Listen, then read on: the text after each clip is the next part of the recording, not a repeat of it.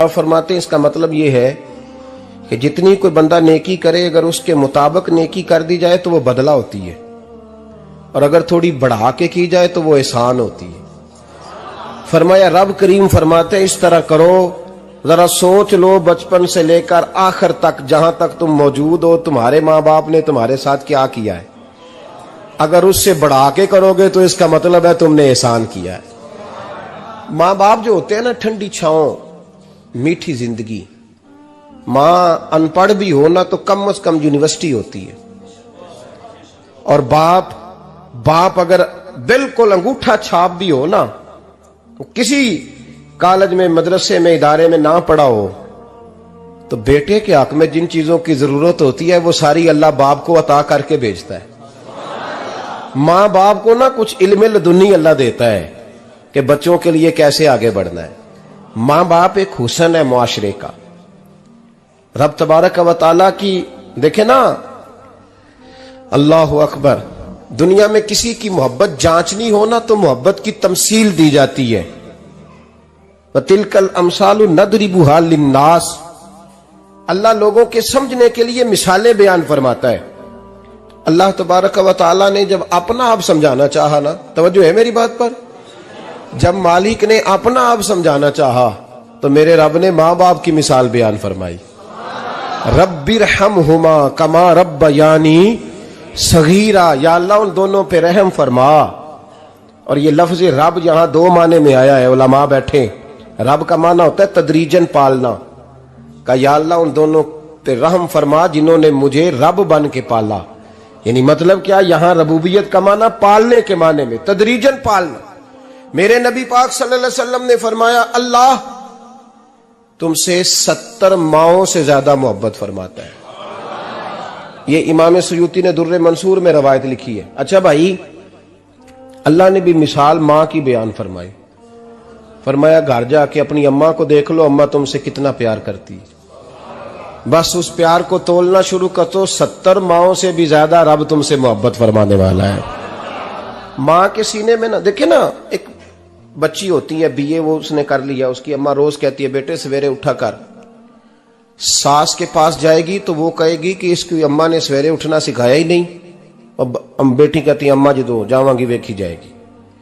अच्छा, उसकी शादी हो गई, उसकी सास ने आहिस्ता आहिस्ता शिकवे शुरू कर दिए, खामन से कहने लगी तू इसको उठाता ही नहीं सवेरे। वो भी कहता है कमरे में जाके अम्मा शिकवा करती है तू उठती नहीं। और बच्ची लाडली थी, वो नहीं थी उठती टाइम पे। जिंदगी के 22 साल 23 साल वो सवेरे नहीं उठी, वक्त पे नहीं उठी, मिसाल दे रहा हूं। फिर उसी बेटी को अल्लाह ने एक बेटा अता कर दिया। सुबह 100 आवाज उसकी अम्मा देती थी पर उसकी आंख नहीं खुलती थी, लेकिन उसी बेटी का बेटा सहरी के वक्त हल्का सा रोता है।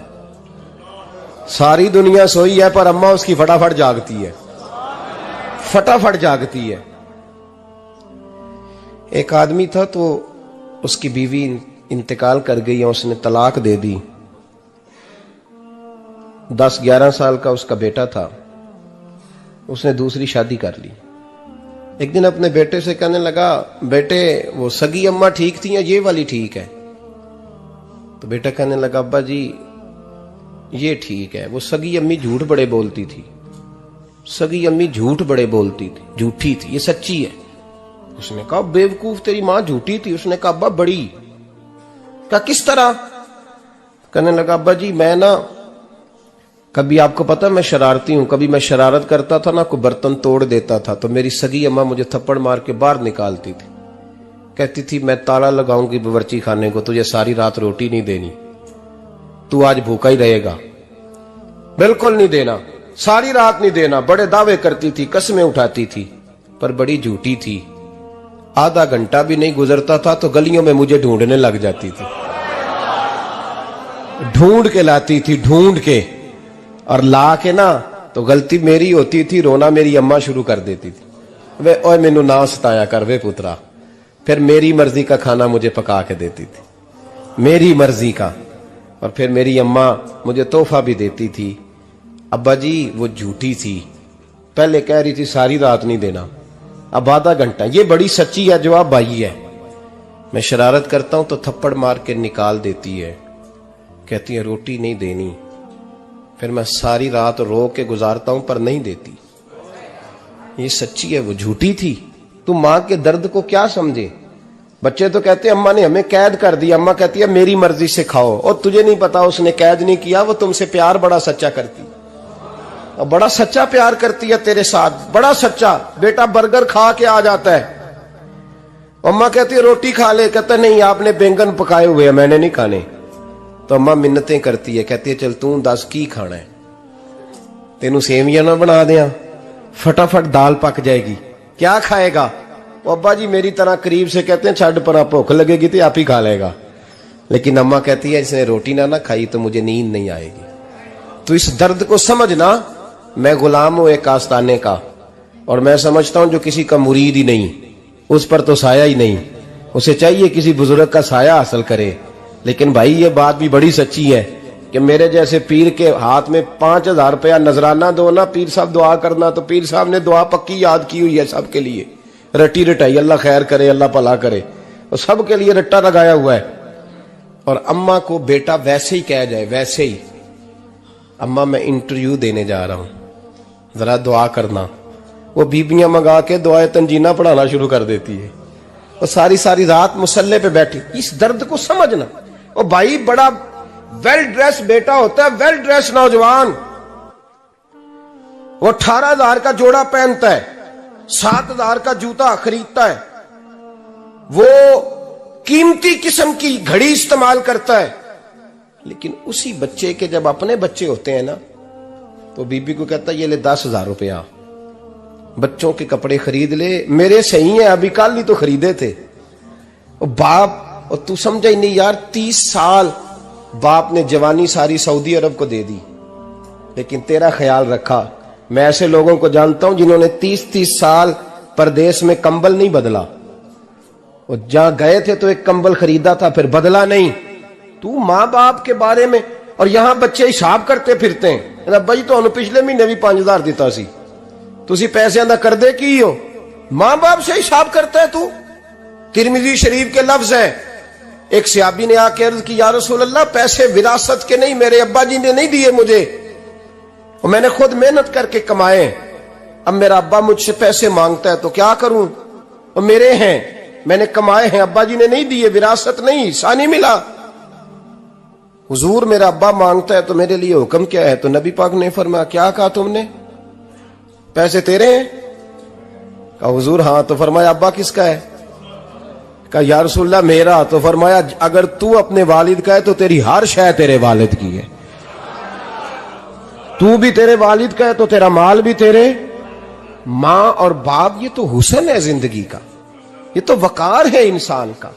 जब तक मां बाप का हाथ पकड़ के चलोगे ना, रास्ते सीधे रहेंगे, और जिस दिन उंगली छोड़ के सड़क पे निकलना पड़ा ना, सर चकराने लगेगा। याद रखना ये बड़ा मुश्किल काम होता है। लोगों का तो रुख ही उस दिन वादे होता है जिस दिन आदमी साये से महरूम होता है। अम्मा तो कमरे में पड़ी हो ना, औरंगजेब आलमगीर की मां फौत हो गई, 350 कमरा था महल का, और अम्मा 12 साल टांगों से माजूर रही औरंगजेब आलमगीर की। अम्मा 12 साल कमरे से निकल नहीं सकी, साथ ही वाशरूम था या जो भी उस दौर में तरीका था। औरंगजेब जब महल में आते थे तो फिर भी सीधे अम्मा के पास जाते थे, और जब वापस निकलते थे फिर भी अम्मा के साथ। औरंगजेब की मां का जनाजा उठा तो औरंगजेब ने रोना शुरू किया। फिर सालों बीत गए पर उसके आंसू खुश्क नहीं होते थे। एक शख्स ने कहा तेरी कोई अनोखी मर गई है, सारी दुनिया की मरती हैं। उसने कहा मैं बादशाह हूं, 24 घंटे लोगों का आना जाना है, बड़े दबदबे हैं, बड़े डेरेदारियां हैं, बड़ी भैंसें, बड़ी गायें, बड़े खाने वाले, बड़े लांगरी। मेरी मां बूढ़ी थी, एक कोने में पड़ी रहती थी, पर जब से वो गई है ये मुझे महल नहीं लगता, मुझे कब्रिस्तान लगता है। मुझे लगता है ये कब्रिस्तान है। मां और बाप तो तेरी नेमत है भाई। हम बच्चे, हमारे आजकल के बच्चों ने एक मसला बड़ा पक्का याद कर लिया, कहते मौलाना पीर साहब पसंद की शादी करना जायज नहीं। मैं कहता हूं साहब और भी बड़ी चीजें जायज है, सिर्फ एक ही शय जायज रह गई है। रसूल पाक सल्लल्लाहु अलैहि वसल्लम सिवाय अल्लाह के किसी के पाबंद नहीं, किसी के पाबंद नहीं। पर जनाब सैयदा खतीजतुल कुबरा रदी अल्लाह ताला अन्हा ने पैगामे निकाह दिया, या रसूलल्लाह मैं शादी करना चाहती हूँ, हुजूर किसी के पाबंद नहीं।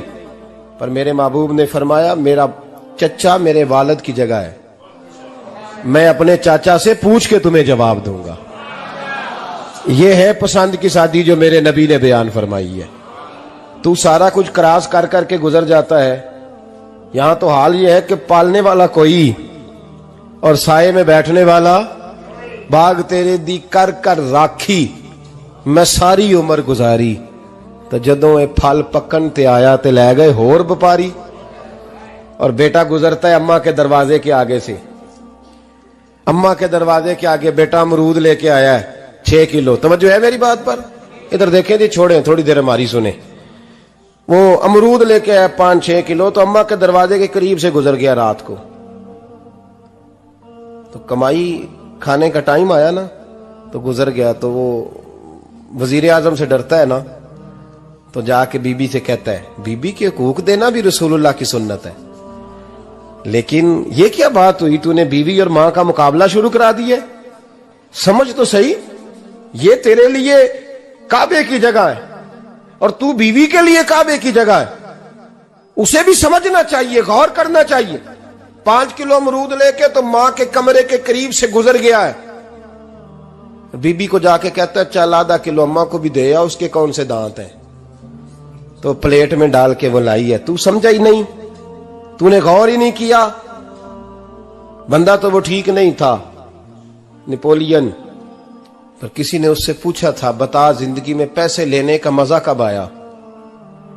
उसने कहा कि मुझे मजा तब आता था कि मैं अपनी सारी कमाई ला के अपनी अम्मा के हाथ पे रखता था, और फिर जब मैं अपनी माँ से थोड़ा थोड़ा खर्चा लेता था ना, थोड़ा थोड़ा, तवज्जो है मेरी बात पे? अम्मा जी 10 रुपए दे आजे, कहते जब मैं थोड़ा थोड़ा खर्चा लेता था ना, तो मुझे यूं लगता था जैसे मैं बादशाह वक्त के सामने खड़ा हूं और वो खजाने का मुंह खोल खोल के मुझे देता जा रहा है।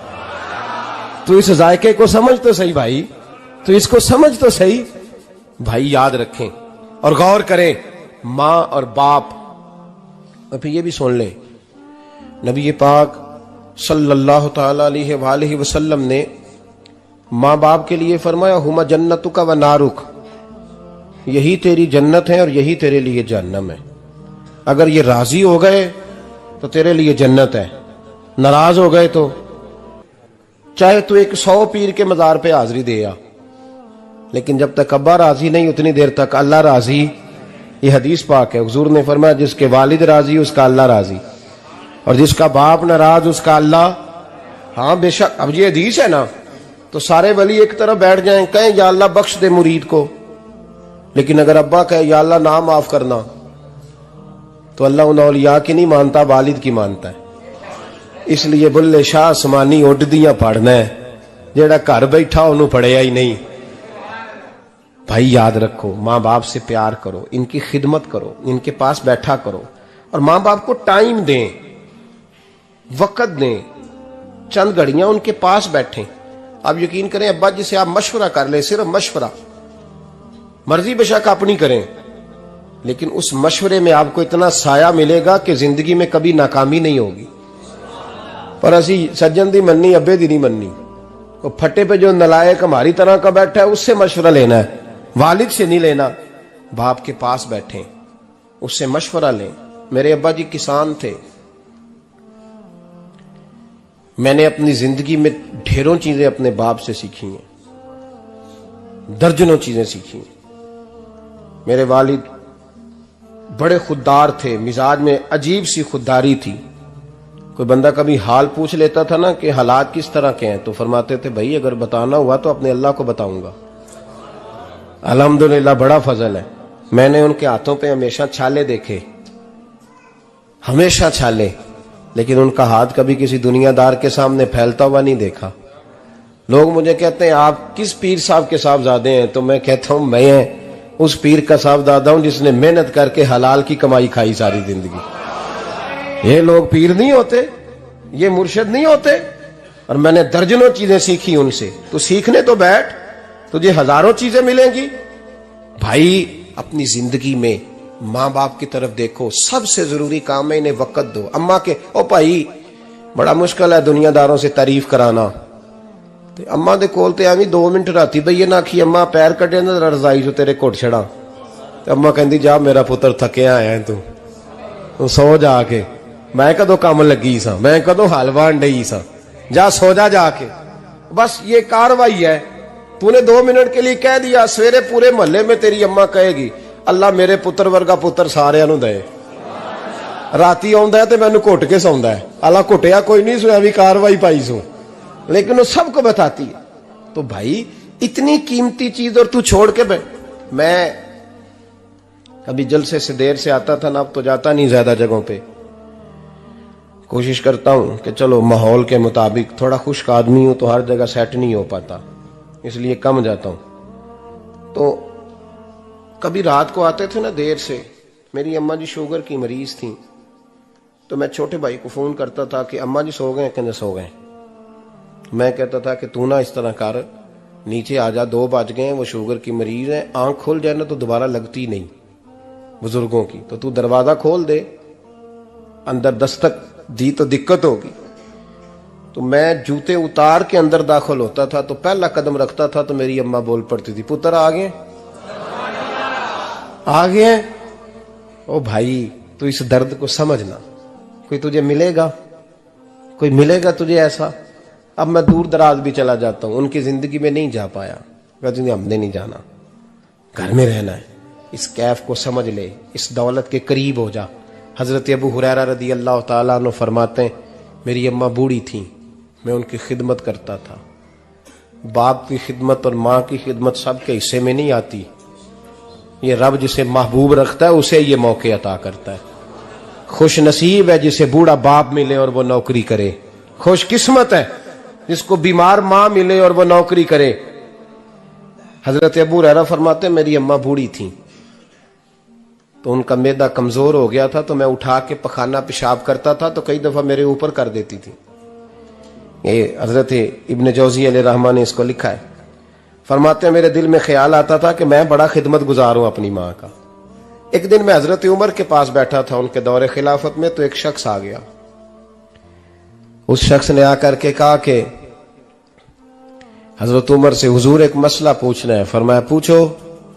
वो कहने लगा हुजूर मेरी अम्मा बूढ़ी हो गई है, बीमार रहती है, मरीजा है, मुझे आवाज देती है बेटे पेशाब आया है, आवाज देती है, तो मैं अम्मा को उठाता हूं, अभी मैं बैतुल खिला तक वॉशरूम तक जाता नहीं कि मेरी अम्मा मेरे ऊपर पेशाब कर देती है। हजरत उमर से कहने लगा हुजूर बचपन में मैं अम्मा पे पेशाब करता था, अब अम्मा मेरे ऊपर कर देती है तो हक अदा हो गया ना। हजरत अबू हुरैरा कहते हैं जब उसने सवाल पूछा तो मेरे भी कान खड़े हो गए। मैंने कहा ये तो मेरे वाला मसला पूछ रहा है, मेरे वाला मसला पूछ रहा है। मेरे पास एक दोस्त जुमा पढ़ने आते हैं बड़ी दूर से, मुझे कहने लगे हजरत साहब जदों भी मैं आउना ना तुसी मेरी ही गल छेड़ देंदे हो, वो जो बात होती है ना बिल्कुल मेरी ही होती है। मैंने कहा नहीं यार जो मैं कर रहा होता हूं वो मेरी भी होती है, वो सारे मुआशरे की होती है। हमें लगता है कि मेरी हो रही है, हालांकि वो बात हमारी सबकी मुश्तरका होती है। सुन ले और याद रख लें। हजरत अबू हुरैरा फरमाते मेरे कान खड़े हो गए। मैंने कहा इसने तो मेरी बात पूछनी शुरू कर दी। हजरत फारूक आजम से कहने लगा हुजूर बचपन में मैं अम्मा पे पेशाब करता था, वो मेरे ऊपर कर देती है तो हक अदा हो गया। हजरत उमर कहने लगे नहीं कोई नहीं हुआ। उसने कहा हुजूर मुझे समझाएं, वो सारे काम जो मैं अम्मा के साथ करता था अम्मा मेरे साथ करती है तो क्यों नहीं हुआ। हजरत उमर कहने लगे भाई पेशाब तो तू भी अम्मा पे करता था और अम्मा भी तेरे ऊपर करती है, पर तेरी और तेरी माँ की सोच में बड़ा फर्क है। उसने कहा हुजूर किस तरह, तो क्या जवाब है सैयदना फारूक आजम का, लौ काना नबी बाद लकाना उमर इब्न खत्ताब। क्या जवाब है। हजरत उमर फरमाने लगे तेरी और तेरी माँ की सोच में बड़ा फर्क है। कहा हुजूर किस तरह। फरमाया जब तेरी अम्मा तेरे ऊपर पेशाब करती है ना तो तू दुआ करता है कि या अल्लाह बूढ़ी हो गई है इसे पर्दा दे दे, और जब तू अपनी अम्मा पे पेशाब करता था तो वो दुआ करती थी या अल्लाह मेरे लाल को लंबी जिंदगी अता फरमा। फरमाया ये तेरा और उसका फर्क है, तू पर्दे की दुआएं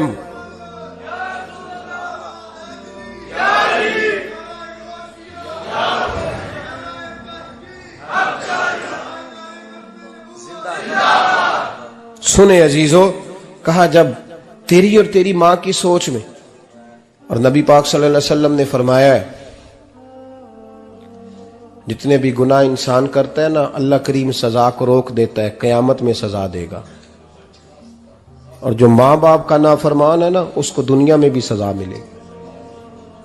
जो माँ बाप का नाफरमान है उसे दुनिया में भी, आप यकीन करें, बच्चे थोड़ा सा पढ़ जाते हैं बेचारे, तो माँ बाप से कहते हैं अब्बा जी तुसी पुराने दौर दे हो, तो की पता होवे, और तुझे पता ही नहीं भाई, तुझे खबर ही नहीं, ये पुराने दौर के नहीं, तू बेवकूफों के दौर का है, तू समझ ये कोई तालीम है।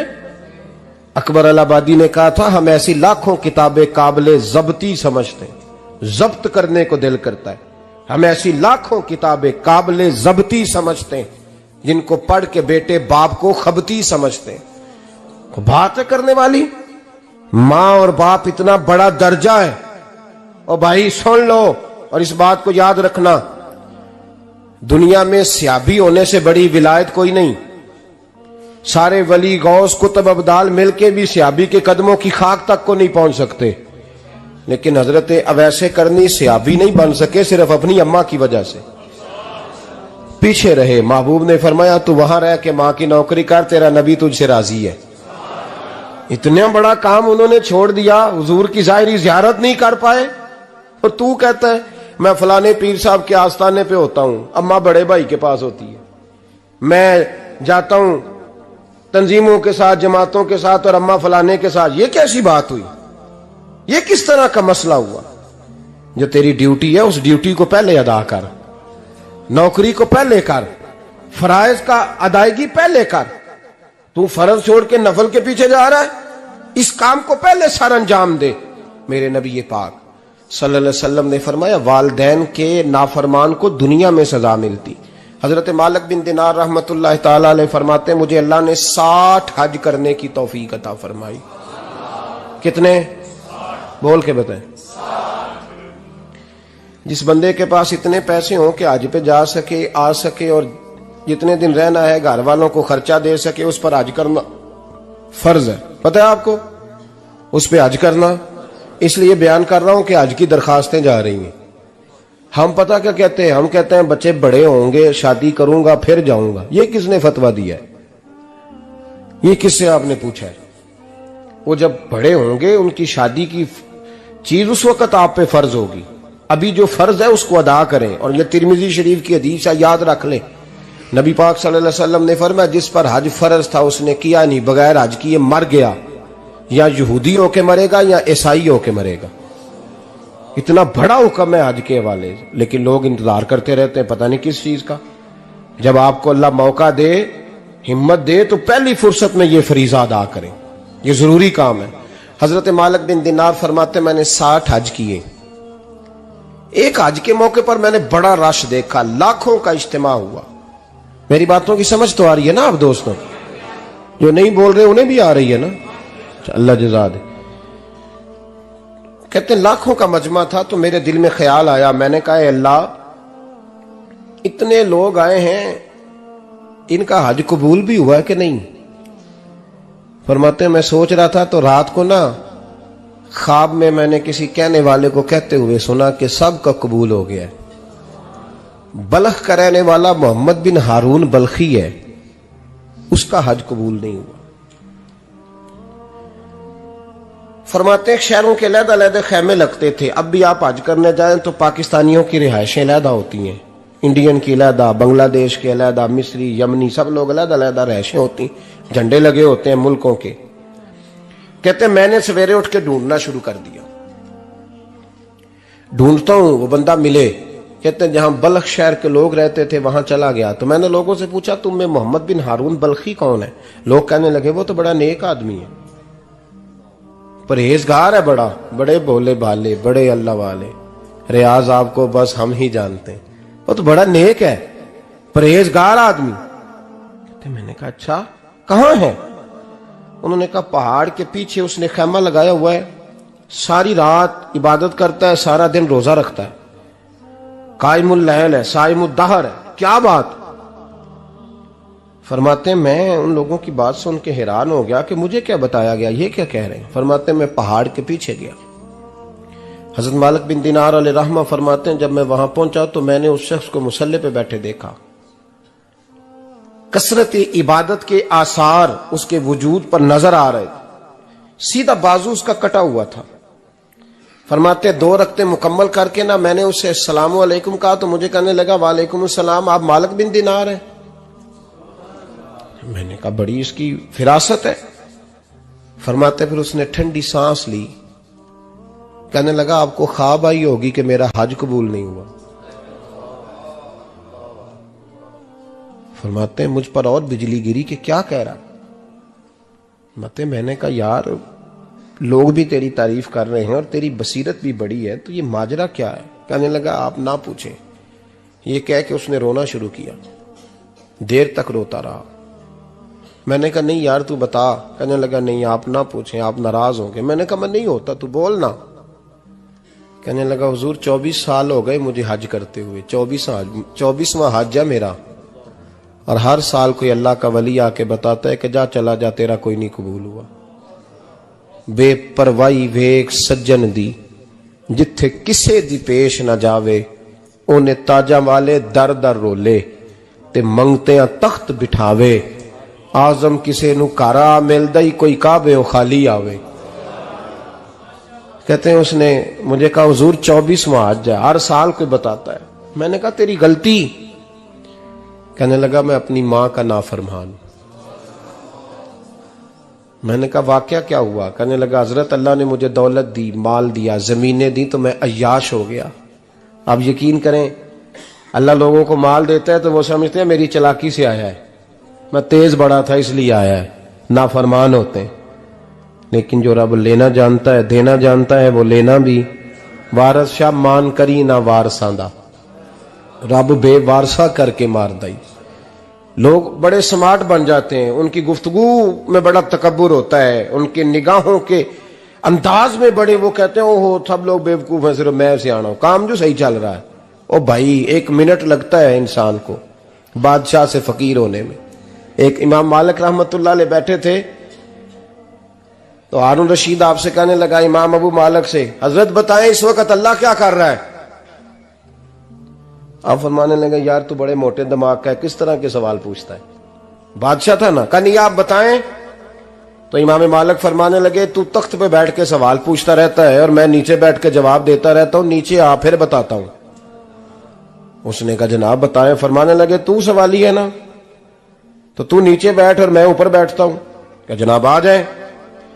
हारून रशीद नीचे आ गया, इमाम मालिक तख्त पे बैठ गए। फरमाने लगे अब बता क्या पूछ रहा था। कहने लगा हुजूर पूछा था अल्लाह इस वक्त क्या कर रहा है। फरमाने लगे रब इस वक्त तुझे समझा रहा है कि इस तख्त पे तकब्बुर न करना, 1 मिनट लगता है मैं तुझे उठा के मालिक को बिठा दिया करता हूं, ये तुझे समझा रहा है, लिहाजा इस समझ पे कायम रहना, तकब्बुर न करना, 1 ही तो मिनट लगता है, ये तुझे समझा रहा है। तो वो शख्स कहने लगा मोहम्मद बिन हारून बल्खी इमाम मालिक बिन दिनार से कि हुजूर बड़ी दौलत थी तो मैं अय्याश हो गया था। रमजान का महीना था, अम्मा तंदूर में रोटियां लगा रही थी, मैं शराब पी के घर आ गया। हमारे यहां ये भी फैशन है ना, अब मेहंदी वाले दिन चौधरी साहब के डेरे पे जवान शराब पीते हैं तो पूछते हैं हाजी साहब आप तो हाजी भी हैं, तो डेरे पे मुंडे क्या करते रहे। कहते मैं डेरे तो था मैनू नहीं पता, वो कार लगे सन। हाजी साहब आपको सारा पता है और अल्लाह आपसे पूछ लेगा।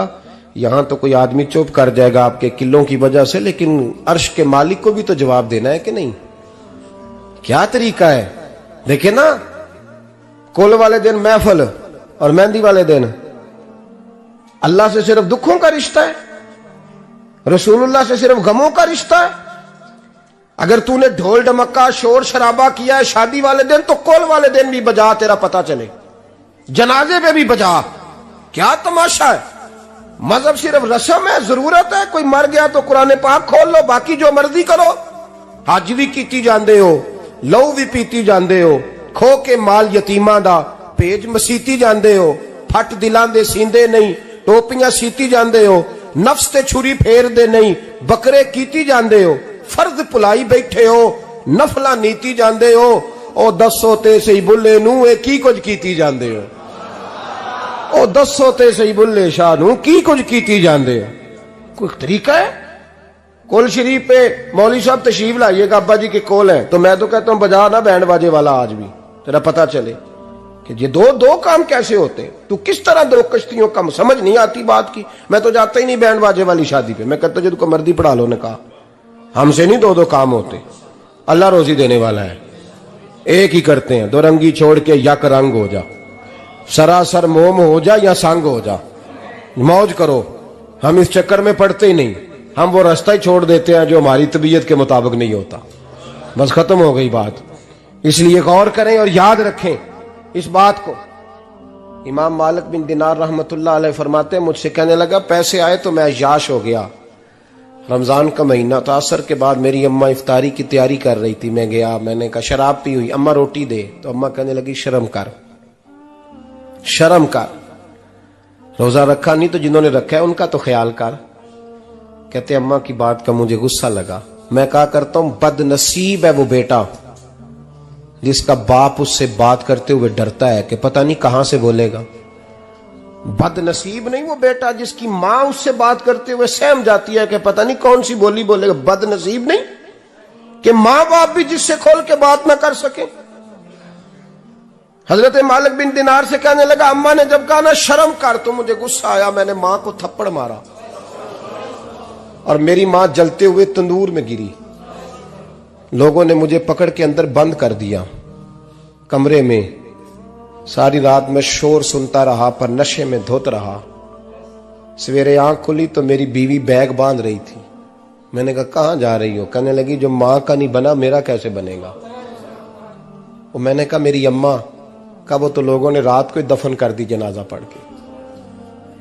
तड़प के कहने लगा मुझे क्यों नहीं बताया? तो कहते हैं लोग कहने लगे तेरी मरती हुई मां कह गई थी इसे मेरा मुंह ना देखने देना, मेरे जनाजे के करीब ना आए। हजरत मालिक बिन दिनार फरमाते हैं जब उसने ये बात सुनाई तो मैंने भी उसके मुंह पे थप्पड़ मारा। मैंने कहा तू इसी काबिल है। कहते हैं वो रोने लगा, हुजूर दुआ करे अल्लाह मुझसे राजी हो जाए। कहने लगा जब मां की इंतकाल की खबर मिली तो मैंने कुल्हाड़ी लेके वो हाथ काट दिया जिससे मां को मारा था। मैंने सारी जायदादें खिरात कर दी। 24 साल हो गए, 24 साल। सारी रात नमाज पढ़ता हूं, रोजा रखता हूं, हज करता हूं, पर हर साल कोई आके कहता है जा दौड़ जा तेरा कोई नहीं कबूल हुआ। हुजूर दुआ करे मालिक राजी हो जाए। फरमाते मैं थप्पड़ मार के आ गया। मैंने कहा तुझसे राजी हो जाए इतने जालिम से? इमाम मालिक फरमाते रात को आके सोया तो मुझे ख्वाब में रसूल पाक का दीदार हुआ। तो नबी पाक अलैहिस्सलाम ने फरमाया मालिक तू उसे मायूस क्यों कर आया है? अल्लाह तो बड़ा मेहरबान है।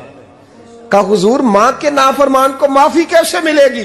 तो इमाम मालिक फरमाने लगे नबी करीम ने फरमाया जा उसे जाके बता दे तुझे कयामत में तेरी मां की वजह से बख्श दिया जाएगा। कहा हुजूर अम्मा की वजह से किस तरह?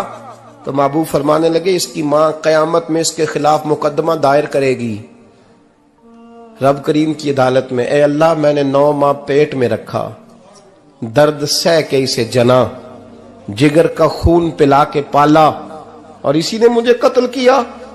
रब करीम इसकी मां का मुकदमा सुन के कहेगा उठाओ इसको दोजख में फेंको, इसने मां जलाई थी इसे भी जलाओ।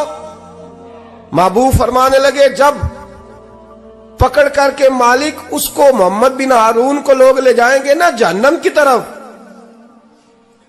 अभी फरिश्ते घसीटेंगे ही तो पलट के फिर अम्मा की तरफ देखेगा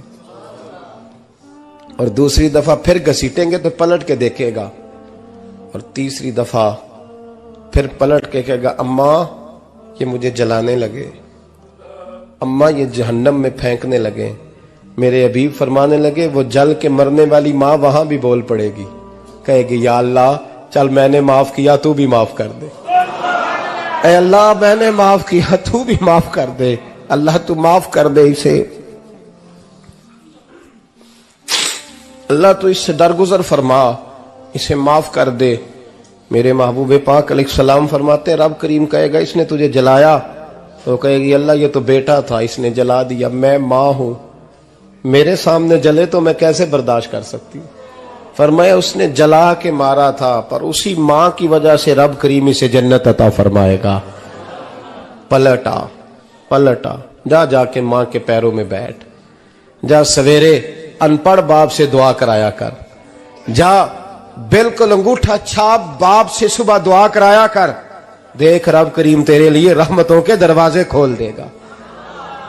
और आखिरी बात ये भी सुन ले, मां बाप के इंतकाल के बाद रिश्ते खत्म नहीं होते। रिश्ते खत्म, क्या दुआ मांगते हो नमाज में? रब्बना इग़फिरली। इसका मतलब है मां बाप तो है ना, वो जो औलाद बचपन में चली जाएगी ना, नाबालगी में, छोटे बच्चे, वो कयामत में मां बाप की सिफारिश करेंगे। मां बाप के इंतकाल के बाद भी आला हजरत फाजिल बरेलवी ने 12 हुकूक लिखे हैं मां बाप के फतावा रज़विया में। फरमाया उनके दोस्तों से दोस्ती रख, उन्होंने जो वादे किए थे वो वादे पूरे कर, अगर उनके जिम्मे कर्जे हैं तो अदा कर, और अगर तेरे मां बाप जो नेकियां करते थे वो नेकियां जारी रख। और इमाम जलालुद्दीन सुयूती ने शरह सुदूर में लिखा है, जमीन पे रह के गलत काम ना करना, वरना फरिश्ते कब्र में जाके तेरे मां बाप को कहेंगे तो कितनी बुरी औलाद पैदा करके आया। और फरमाया तो दुनिया में रह के अच्छे काम कर, चाहे दुआ मांग चाहे ना मांग, फरिश्ते कब्र में जाके कहेंगे क्या बात है तुम्हारे बेटे की, कैसा लाल पैदा किया है, दुनिया खैर से भर दी है। और भाई मुझसे कोई बंदा पूछे ना कि मां बाप को इसाले सवाब का सबसे बेहतरीन तरीका, तो मैं कहता हूं बेटे नमाजी हो जाओ। क्या कर? ताकि हर नमाज की आखिरी रकत में तू कहे रब्बना इग़फिरली। नमाज अल्लाह की, जिक्र मां बाप का, अल्लाह ने रख दिया है। रब्बना इग़फिरली हर नमाज की हर आखिरी रकत में खत्म शरीफ पढ़ा जाएगा। और नमाज के अंदर पढ़ेंगे इंशाअल्लाह ताला, पढ़ेंगे नमाज इंशाअल्लाह, वादा नहीं करा रहा। दाढ़ी किसकी सुन्नत है? नहीं, जिन्ना नहीं रखी हो बोलो, जिन्ना रखी हो तो बोलन डाया ने। किसकी सुन्नत है? तो सरकार के गुलामों ने रखनी है, किसी और ने रखनी है? गुलाम कहते हैं अभी हम नेक ही नहीं, नेक होंगे तो रखेंगे। वो खुदा के बंदो, नेक तो सारी जिंदगी बंदा नहीं होता। कभी किसी ने दावा किया है वली गौस कुतुब ने कि अब मैं बिल्कुल गुनाह नहीं करता, मैं पाक साफ हो गया हूं? किया है कभी? ये शैतान का वसवसा है। दाढ़ी हुजूर की सुन्नत है, और रखो तो नबी पाक की मर्जी के रखो, पूरी मुट्ठी रखो, अपनी मर्जी की ना रखो। जितनी मुझे अच्छी लगती है उतनी मैंने रख ली। एक मुट्ठी दाढ़ी रखें। सारी दुनिया की ट्रेनें गुजरती हैं तो गुजर जाएं, नमाज का वक्त नहीं गुजरना चाहिए। बस खत्म हो गई बात। दुनिया तो चंद रोज है, ओ पईयां देश दियां कबरां जिन्हां ते फुल पे, उधरों कोई नहीं जी आमदा ते इधरों लखां गए। नमाज सबसे पहले, इसलिए कि रब रसूल के बगैर हमारा गुजारा ही नहीं, गुजारा ही नहीं। नमाज, कुरान पाक और दुरूद सलाम, ये कज़ा होना ही नहीं चाहिए, जो मर्जी हो जाए। और साथ साथ सुन्नत और शरीयत का लिहाज करना सीखें। और मेरी अपील ये है, हर इमारत पे गुलाफ नहीं चढ़ता, सिर्फ खाना काबा पे चढ़ता है। हर किताब का गुलाफ नहीं होता, सिर्फ कुरान पाक का होता है। हर बीबी का पर्दा नहीं होता, सिर्फ मुसलमान औरत का होता है।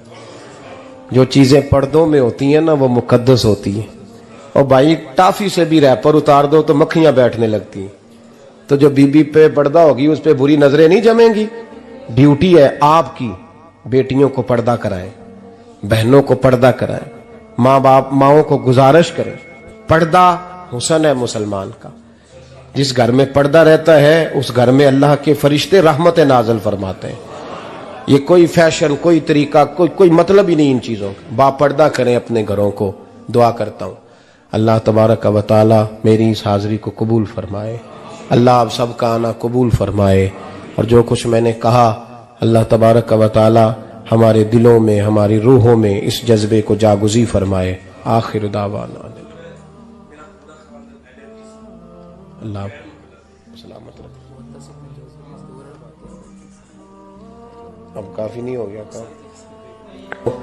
मैं तकरीर भी इतनी करता हूँ 35-40 मिनट की, यहां तो कुछ ज्यादा हो गई है मेरा ख्याल है। तो थोड़ी बात करने की कोशिश किया करता हूँ। चलो मेरी राय ये है कि खुराक थोड़ी हो तो हजम जल्दी हो जाती है। अरसलान साहब से मैंने कहा मेरा खाना ना पकाना। मेरा मौक़िफ़ ये है कि महफ़िलें सस्ती करनी चाहिए ताकि ज्यादा होनी शुरू हो जाए। महंगी बड़ी है, इसलिए मैं दस ज्यादा माड़ा बंदा ते हाथ ही नहीं ना पाता। तो मैं कहा करता हूं कि कम से कम खर्चा हो। हमारे करोड़ों रुपया सालाना लगता है महफिलों पर, अगर अरबों कह दूं तो फिर भी बात गलत, लेकिन उसका रिजल्ट हमें उस तरह का नहीं मिलता जिस तरह का मिलना चाहिए। देखें ना, आपने अजमत वालदैन पे प्रोग्राम किया, मेरी राय यह है कि हुकूक ज़ौजैन पे भी होना चाहिए, और शादी से पहले हर बच्चे को मियाँ बीवी के हुकूक का पता होना चाहिए। बाद में 3 तलाकें दे के आ जाते हैं, कहते हैं मैंने पता ही नहीं सी। तो अगर पहले पता कर लेंगे तो ये तमाशा नहीं लगेगा, लेकिन ये काम होता नहीं। बहन भाइयों के हुकूक पर बात होनी चाहिए, ये बड़े जरूरी काम है। और ये भी सारा मेरे नबी पाक का मिलाद ही है, इसलिए कि ये बातें मुस्तफ़ा ने सिखाई हैं हमें सल्लल्लाहु। एक बात कही हजरत ने, मैं अर्ज कर देता हूं। मुहद्दिस इब्न जौजी रहमतुल्लाह अलैह एक बुजुर्ग के बारे में फरमाते हैं, वो कहते हैं कि बाज लोगों ने तो उनका अपना नाम लिखा है और बाज जगह पे एक और बुजुर्ग का जिक्र है, और बयान रवायत हजरत मुहद्दिस इब्न जौजी फरमाते हैं। वो कहते हैं कि मैं घर में कोई काम कराना था, काम होते हैं ना छोटे मोटे घर में, तो फरमाते हैं मैं मजदूर लेने गया बगदाद में। चौकों पे मजदूर सारी उम्र का मजदूर ही है ना बेचारा। अमीर तो अमीरतर होता जा रहा है और गरीब गरीबतर हो रहा है। हमारे तो पीर भी लोगों को कह रहे हैं फकीर हो जाओ, खुद अमीर होते जाते, खुद रोज बरोज अमीर हो रहे हैं, दुनिया को कह रहे हैं फकीर हो जाओ। तुम भी तो थोड़ा फकर इख्तियार करो ना भाई, जो दर्ज दे रहे हो। इल्ला माशाअल्लाह, सबकी बात नहीं करता। फरमाते हैं कि मैं ना मजदूर लेने गया, बगदाद के चौक में मजदूर बैठे होते थे, तो मेरी उन मजदूरों में से ना एक नौजवान बच्चे पे नजर पड़ी। बड़ा कमजोर सा वजूद था, लेकिन चेहरे पर इबादत का निशान था। माथा बताता था कि नमाज का बड़ा ख्याल रखता है। मैं उसके करीब गया, चेहरे भी बड़ा कुछ बताते हैं ना, चेहरों में भी बड़ी रानाई होती है। फरमाते हैं मैं करीब गया, मैंने उसको कहा बेटे मजदूरी करोगे? तो कहने लगा मजदूरों में बैठा हूं तो जरूर मजदूरी के लिए ही तो बैठा हूं। तो मैंने कहा कि चलो फिर। कहने लगा नहीं मेरी कुछ शर्तें। मैंने कहा बताओ? कहने लगा पहली शर्त यह है कि लोग 4 दिनार दिहाड़ी लेते हैं, मैं 3 दिनार लूंगा। मैंने कहा यार बे तो बड़ी बेहतरीन है, बाकी भी इस तरह की रख ले। उसने कहा हुजूर दूसरी शर्त यह है कि मैं आपकी मुकम्मल बात मानूंगा, लेकिन जब अजान हो जाएगी फिर आपकी नहीं सुनूंगा। तीसरी बात उसने ये की कि हुजूर मैं आपके घर में काम करूंगा पर आपके किसी सवाल का जवाब नहीं दूंगा। कहते हैं मैंने कहा यार तू बड़ा अजीब है, शर्तें तो मालिकों की होती हैं। कहने लगा जी बहरहाल मैं शर्तें लगा के जाता हूं। फरमाते हैं मैं उसे घर ले आया, काम मैंने उसको बताया, तो जो काम मजदूर सारे दिन में करता है ना उसने 2 घंटे में कर दिया। हमारे मजदूर सिगरेट पीने में भी तो आधा घंटा लगाते हैं ना, वो चाय पीने जाएं तो पौना घंटा। वहां उनको भी तो दयानतदारी करनी चाहिए कि नहीं करनी चाहिए? ने मुआहदा किया है ना जी, तो पूरा उतरना चाहिए ना। कहते 2 घंटे में। अब काम जब बंदा शुरू कराता है तो काम और निकल आता है। कहते काम मैंने उसको और बता दिया, वो करने लगा। उसने मिट्टी निकाल के रखी थी बाहर रास्ते में, तो अजान हो गई जोर की। उसने वहीं कुदाल छोड़ी कई और चलने लगा। तो मेरा बेटा कहने लगा इसको जरा बराबर कर दो। कहने लगे चुप कर जा, तेरे बाप से बात हुई थी, जब अजान होती है तो मैं किसी और की नहीं सुनता, सिर्फ अल्लाह रसूल की सुनता हूं। कहते हो मस्जिद चला गया, नमाज पढ़ के आया तो दोपहर का वक्त था। मेरी बीबी कहने लगी इसको को खाना खा ले। कहते हमने कहा खाना खा लो, तो कहने लगा मैंने रोजा रखा हुआ, रमजान भी नहीं था, नफली रोजा रखा हुआ। फरमाते हैं शाम हुई, मैंने 3 दिनार दिए, तो मैंने कहा तेरा नाम क्या है? कहने लगा मैंने आपसे कहा था मैं किसी सवाल का जवाब नहीं दूंगा। तो वो चला गया। अगले दिन मैं फिर लेने गया उसे, काम कुछ और निकल आए, तो लोगों ने बताया वो सिर्फ हफ्ते वाले दिन आता है। मैंने कहा क्यों? कहने लगे जी वो कहता है मेरा हफ्ते का खर्चा 3 दिनार है, जब 3 दिनार कमा लेता हूं तो बाकी सारा टाइम अल्लाह रसूल की जिक्र में गुजार दिया करता हूं। फरमाते हैं जी अगले हफ्ते मैं फिर लेने गया, मैंने पूरा हफ्ता इंतजार किया कि काम उसी से कराना है। मैं जब गया तो मैंने कहा चलो। कहने लगा मेरी शर्तें याद है ना? और मैंने कहा याद है भाई साथ चल। फरमाते हैं काम कराया, 2-3 हफ्ते वो आता रहा। एक हफ्ते में गया तो लोगों ने कहा हुजूर आज नहीं आया। क्यों? कहने लगे बीमार हो गए। कहाँ घर है? कहने लगे बगदाद के कब्रिस्तान के पीछे जो कच्ची आबादी है उसमें रहता है। फरमाते मैं गया, दरवाजे पे दस्तक दी तो कहने लगा हुजूर आप हैं? दरवाजा खुला है, आ जाइए। फरमाते मैं अंदर गया तो मैंने कहा तुम्हें कैसे पता चला मैं आया हूं? कहने लगा हुजूर अल्लाह वाले हो, आप नहीं आना था, वरना अमीर तो गरीबों का पता लेने कोई नहीं आते। कहते मैं करीब गया तो कहने लगा मैं आपका इंतजार कर रहा था, तेज बुखार है, तप रहा। जेब से कुछ पैसे निकाले, कहने लगा ये पैसे रख लें। एक अंगूठी निकाली, कहने लगा हुजूर आज रात को मेरा इंतकाल हो जाएगा, इन पैसों का कफन खरीद के सुबह जनाजा पढ़ के मुझे दफन कर देना, और जब दफन करो तो ये अंगूठी लेके असर के बाद हारून रशीद के पास जाना, आप उसे कहना मैंने मिलना है पर वो आपको टाइम नहीं देगा, आप उसको आवाज दीजिएगा कि तेरी एक अमानत है मेरे पास, फिर वो आपसे मिलेगा तो अंगूठी दे दें, फिर आप मेरी तरफ से फारिग हैं। हजरत फरमाने लगे तेरा नाम? और कहने लगा हुजूर वक्त थोड़ा है, आज रात मैंने जाना है, बड़ी लंबी माफी मांगनी है रब करीम से, अगर मुनासिब समझे तो मुझे अपने रब से तन्हाई करने दे। फरमाते हैं मैं आ गया और उसकी बातों ने मुझे सारी रात सोने नहीं दिया। फरमाते हैं सुबह बड़ी मुश्किल से सूरज निकला, मैं गया दरवाजे पे हाथ रखा तो दरवाजा खुला हुआ था, अंदर दाखिल हुआ तो खुशबुएं मेरा इस्तकबाल कर रही थी। जब चेहरे से कपड़ा हटाया तो उसका तो इंतकाल हो चुका है, इंतकाल हो चुका है, ऐसे है जैसे किसी का दीदार करके सोया है। कहते मैं तो 2 आदमी ले गया था जनाजे पे, पर पता नहीं दुनिया किधर किधर से आई, कहां कहां से। अखां जदों मीटियां जमाना मैनू रोवेगा, अपना ते अपना बेगाना मैनू रोवेगा, अपना ते अपना। और मियां साहब ने कहा था बाद मरन दे मुखड़ा मेरा हो जावे जे ताजा, फिर समझ लेना महबूब मेरे ने आन पड़िया जनाजा। और किसी उर्दू के शायर ने कहा था मेरे मरने पे हर सू शोर मच जाएगा देखोगे, अल्लाह मेरे मरने पे हर सू शोर मच जाएगा देखोगे, कहने अलविदा सरकार खुद तशरीफ लाएंगे। फरमाते हैं मैं तो 2 बंदे ले गया था पर पता नहीं मखलूक कहां कहां से आई। जनाजा पड़ा, दफन किया। हारून रशीद के पास में असर के बाद गया, मैंने बुलाना चाहा पर बादशाह था, मेरी तरफ देखा ही नहीं। मैंने उसको कहा तेरी एक अमानत मेरे पास है। फरमाते हैं वो मुझे कोने पे ले गया, क्या बात है, कमरे में बुलाया, मैंने अंगूठी दी। हारून रशीद तो चीखे मारने लगा, कहने लगा अंगूठी वाला कहाँ है? मैंने कहा वो तो इंतकाल कर गया। कहने लगा मुझे कब्र पे ले चल। कहते मैं कब्र पे लाया तो वो लेट गया, तड़प के रोने लगा। मैंने कहा मेरा कलेजा फट जाएगा, ना उसने कुछ बताया ना तूने बताया, ये कौन था? तो हारून रशीद कहने लगा ये मेरा बेटा था। मैंने कहा तेरा बेटा और मजदूर? कहने लगा हुजूर ये हजरत दाऊद ताई के पास बैठा करता था, उनका मुरीद था, मुझे रोज कहता था अब्बा तूने बड़ी दुनिया इकट्ठी कर ली है, मरते वक्त तुझसे टांगे समेटी नहीं जाएंगी, इतना हिसाब नहीं तू दे सकेगा। मैं इसको समझा देता, इसकी अम्मा समझा देती। ये रोज हमें कहता छोड़ दो आ जाओ अल्लाह रसूल की बारगाह में झुक जाएं, हम समझ। एक दिन ये चला गया, कहने लगा फिर तुम्हारा रास्ता और है और मेरा रास्ता और है। ये सोने की अंगूठी गलती से इसके पास रह गई थी, गलती से हीरे की अंगूठी चली गई। कहने लगा देखो मेरे बेटे ने आज वो भी वापस कर दी है। फिर तड़प के कहने लगा हारून रशीद था तो ये मेरा बेटा, पर मेरा मुर्शद निकला, मेरा पीर निकला। भाई जिंदगी तो बड़ी थोड़ी है ना। बाबा साहब ने कहा था उठ फरीदा सुत्या, और दाढ़ी आ गया ही पूर, अग्गा नेड़े आ गया ही, पिछा रह गया ही दूर। उठ फरीदा सुत्या खलकत वेखन जा, मते कोई मिल जाई बख्शिया ते तू ही बख्शिया जा।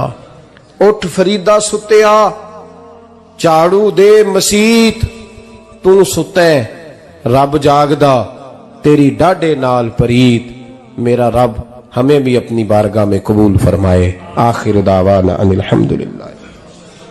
बड़ी नमाज ते रियाज ना सिखिया ते तेरिया किस कब सिखिया नमाज ना कर डिठा ना कर वाला डिठा ते तेरिया किस कम दित्तियां